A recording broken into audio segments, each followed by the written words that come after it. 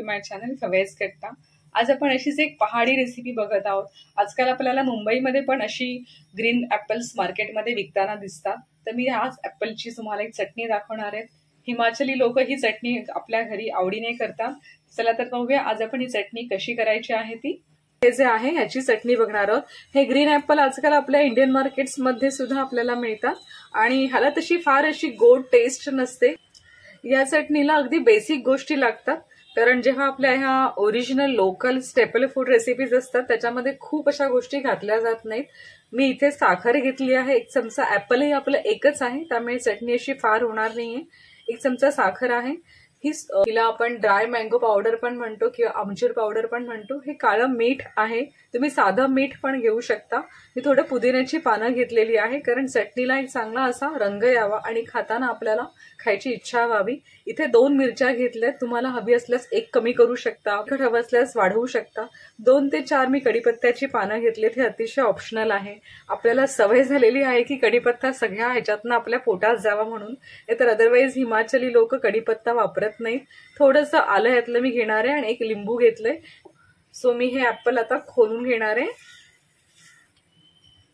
इकडे आपण सगळे चिरून घेतलेत आणि स्किन त्याची पील ऑफ केली आहे, म्हणजे काढून घेतलेली आहे। आणि आता आपण त्याच्यामध्ये एकाबरोबर एक सगळं साहित्य टाकायचं।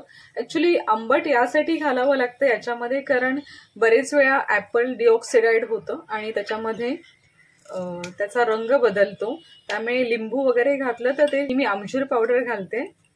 काही ठिकाणी मी रेसिपीमध्ये पाहिलं लोक जिरा पावडर पण घालतात, पण मी यात नाही घातलेली आहे।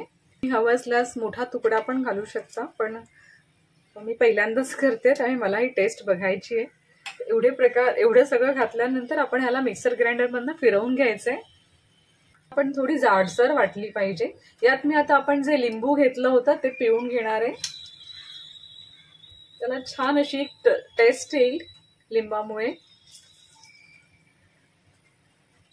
खायला पाहिजे की ह्याच्यामध्ये मीठ वगैरे व्यवस्थित लागलंय का, आणि आपली ग्रीन ॲपल चटणी तयार आहे खाण्यासाठी। मूग डाळ, सोयाबीन आणि उडीद याची मी मस्त अशी इडली बनवली आणि त्यात मी मक्याच्या कणसाचे दाणे घातलेत। वाव, किती छान फुलली आहे इडली आपली। ह्या इडल्या मी सगळ्या मिक्स डाळी, सोयाबीन, तांदूळ यापासून बनवल्या आहेत आणि त्याची टेस्ट एन्हान्स होण्यासाठी मी वरून त्याच्यावरती मक्याचे दाणे लावलेले आहेत। या इडली बरोबर ही चटणी अफलातून लागते। तुम्ही ही नक्की ट्राय करा। आणि हे स्टेपल फूड जे आहे ते हेल्दी आहे, हेल्दी व्हर्जन आहे इडलीचं पण आणि चटणीचं सुद्धा।